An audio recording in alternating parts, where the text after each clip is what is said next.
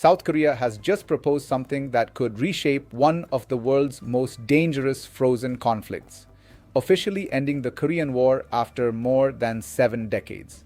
President Myung has called on North Korea to sit down and discuss a formal end to the war, while also proposing a new security system designed to prevent clashes along the demilitarized zone. But there is a huge problem. Seoul wants peace talks, while Pyongyang is expanding its nuclear arsenal, testing ballistic missiles, and increasingly describing South Korea not as a future partner, but as a permanent enemy. That creates a dangerous contradiction. Can South Korea persuade Jong Un to negotiate without weakening its own security? Can Washington support an agreement without undermining the US military presence in South Korea? And most importantly, can anyone convince North Korea to discuss nuclear limits after Kim has repeatedly declared that his nuclear weapons are non-negotiable?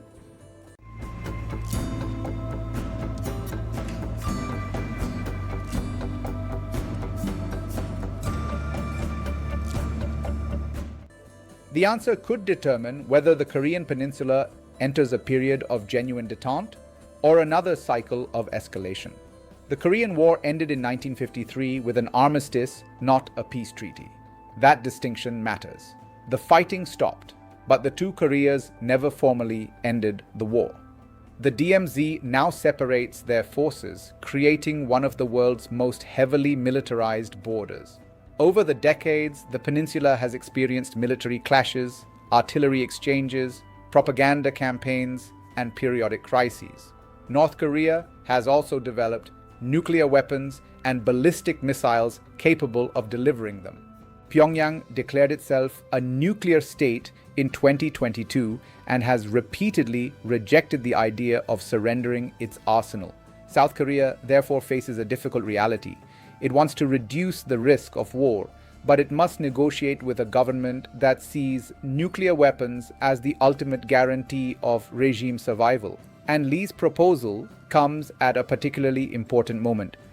Lee's proposal goes beyond simply asking Jong Un to stop testing missiles. He wants a multi-layered security system that would reduce the chance of accidental or deliberate clashes around the DMZ.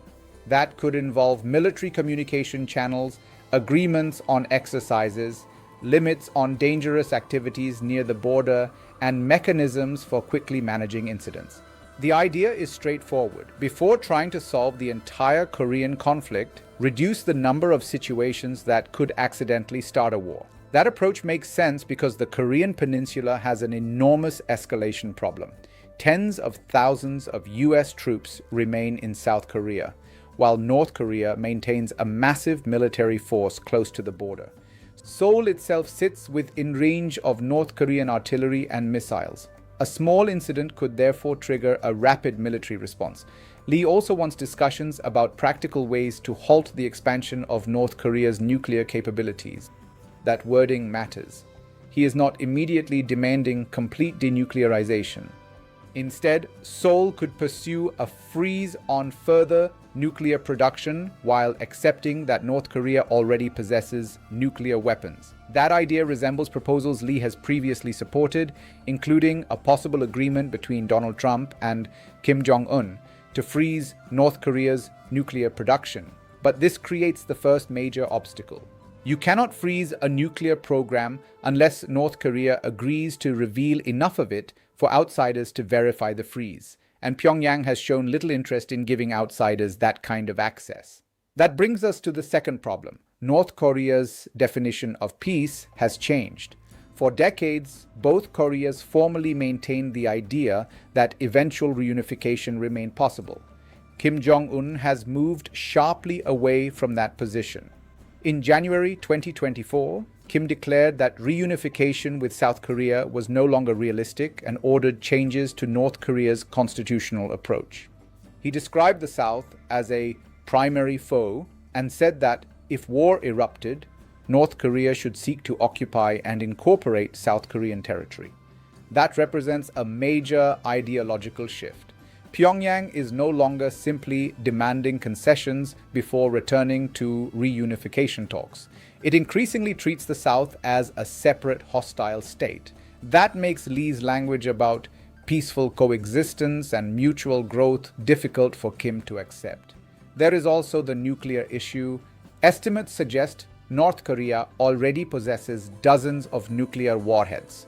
Lee has previously said Pyongyang could be producing roughly 15 to 20 additional warheads every year.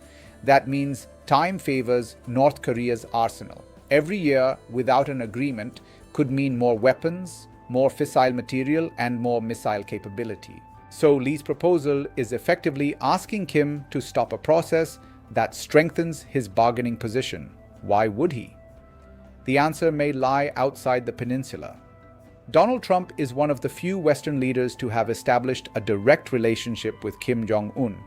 During Trump's first presidency, the two leaders held unprecedented summits, including meetings in Singapore and Hanoi. Those talks eventually collapsed, largely because Washington and Pyongyang could not agree on sanctions relief and the scale of North Korea's nuclear concessions. Trump has since returned to the White House and has signaled that he remains open to meeting Kim again. That creates a potentially important opening. Lee does not necessarily need to convince North Korea to surrender its entire nuclear arsenal. He could instead support a phased arrangement. First, restore military communication. Second, reduce dangerous activities around the DMZ. Third, freeze nuclear production. Fourth, negotiate sanctions relief and economic incentives. And eventually, if conditions improve, discuss deeper arms control measures. That would represent a fundamental shift from the traditional US demand for complete denuclearization. But it also carries a major risk. If Washington accepts North Korea as a permanent nuclear-armed state, Pyongyang could interpret that as international recognition of its nuclear status. South Korea and Japan could then question whether American security guarantees remain strong enough. That is why any agreement would have to balance peace with deterrence. For South Korea, Lee's proposal could reduce the immediate danger of another military crisis. A functioning military hotline or border agreement could prevent a confrontation from escalating simply because commanders misunderstand each other's intentions. But Seoul cannot pursue peace at any price. North Korea's nuclear arsenal, missile development, and increasingly hostile rhetoric mean South Korea must maintain a credible defense while negotiating. For North Korea, talks could provide economic and diplomatic benefits without requiring immediate denuclearization.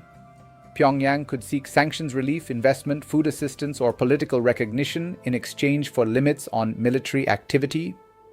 Pyongyang has strengthened ties with Moscow while maintaining its long-standing relationship with Beijing. That gives Kim additional diplomatic room to resist pressure from Washington and Seoul.